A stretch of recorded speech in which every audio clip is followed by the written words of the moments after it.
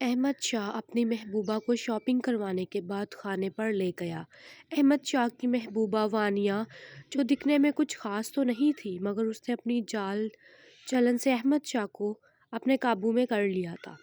احمد شاہ، ہماری کافی زیادہ تو شاپنگ ہو چکی ہے، اب کچھ ہی چیزیں بچی ہیں، اب دیر نہیں کرو نا، جلدی سے شادی کے انتظامات کرو، وانیا نے احمد شاہ سے کہا۔ وانیا احمد شاہ کی دولت کی وجہ سے اس سے شادی کر رہی تھی۔ وہ پہلے بھی بہت سے لڑکوں کو لوٹ کر کھا چکی تھی، مگر احمد شاہ کی آنکھوں پر پٹی بندھی تھی، وہ حقیقت سے ناواقف تھا۔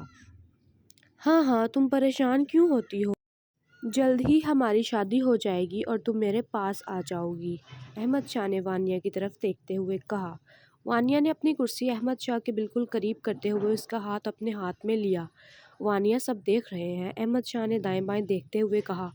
تو دیکھنے دو، ویسے بھی ہماری شادی ہونے والی ہے اب احمد شاہ، وانیا نے جواب دیا۔ کھانا کھانے کے بعد احمد شاہ نے وانیا کو اس کے گھر چھوڑا تو اسے یاد آیا کہ اس کا موبائل وانیا کے پاس ہے۔ ارے وانیا، میرا موبائل تو دیتی جاؤ، احمد شاہ نے کہا۔ وانیا نے اپنے بیگ سے موبائل نکال کر احمد شاہ کو دیا اور گاڑی سے اتر گئی۔ اللہ حافظ احمد شاہ، رات کو کال کرنا مت بھولنا، وانیا یہ کہہ کر گھر کی طرف چلی گئی اور احمد شاہ نے بھی گاڑی سٹارٹ کر لی۔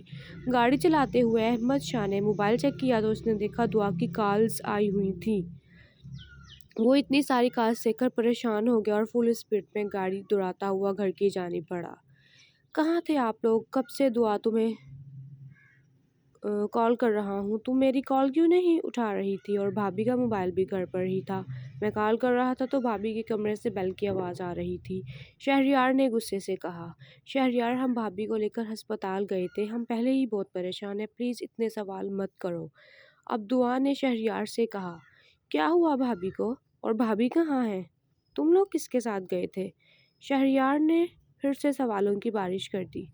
اللہ ہی جانے کہاں ہے بھائی، اتنی کالز کی میں نے بھائی کو، مجال ہے ایک بھی کال اٹھائی ہو بھائی نے، دعا نے غصے سے کہا۔ یشال بیٹا، تم کمرے میں جا کر آرام کرو، امی نے نرم لہجے میں کہا۔ ہوا کیا ہے بھابھی کو، سب ٹھیک تو ہے نا امی؟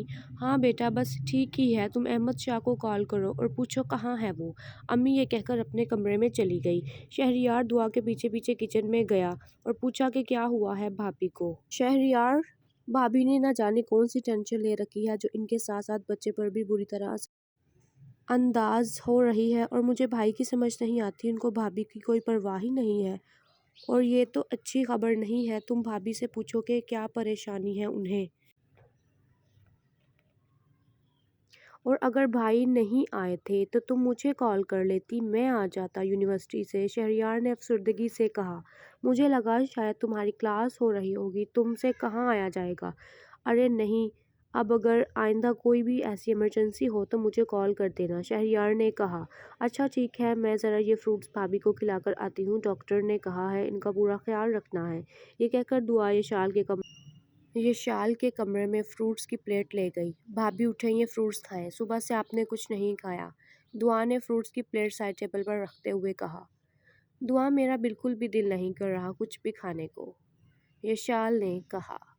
بھابھی، میں آپ کی ایک نہیں سنوں گی، آپ کو یہ سارے فروٹس کھانے ہیں، دعا ضد نہیں کرو نا، بھابھی ضد آپ نہیں کریں ورنہ میں ناراض ہو جاؤں گی آپ سے، دعا نے کہا۔ اچھا بابا، کہہ رہی ہوں، بہت ضدی ہو تم میری پیاری بھابھی، دعا نے یشال کو گلے سے لگاتے ہوئے کہا۔ بھابھی نند میں گہری دوستی تھی، آپ بھائی کی فکر نہیں کریں، انہیں آنے دیں، پھر دیکھنا کیسے ان کی کلاس لیتی ہوں میں، دعا نے کہا۔ یشال ہلکا سا مسکرائی اور نظریں جھکا لی۔ کیا ہوا بھابھی، آپ کیوں پریشان ہیں؟ مجھے تو بتائیں بھابھی، ایسے تو آپ مزید بیمار ہو جائیں گی، دعا نے یشال کی طرف دیکھتے ہوئے دھیمے لہجے میں کہا۔ دعا، تم بس میرے لیے دعا کرو کہ میری جو بھی پریشانی ہے وہ ختم ہو جائے، جو بھی میرا مسئلہ ہے وہ حل ہو جائے، یشال نے یہ کہہ کر نظریں جھکا لی۔ بھابھی، ایسی کیا پریشانی ہے، پلیز مجھے بتائیں، دعا تو میں ہر نماز میں کرتی ہوں آپ کے لیے، دعا نے کہا۔ دعا، کہاں ہو تم؟ کیوں کالز کر رہی تھی؟ سب خیریت تو ہے نا؟ احمد شاہ یہ کہتا ہوا ٹی وی لاؤنج میں داخل ہوا۔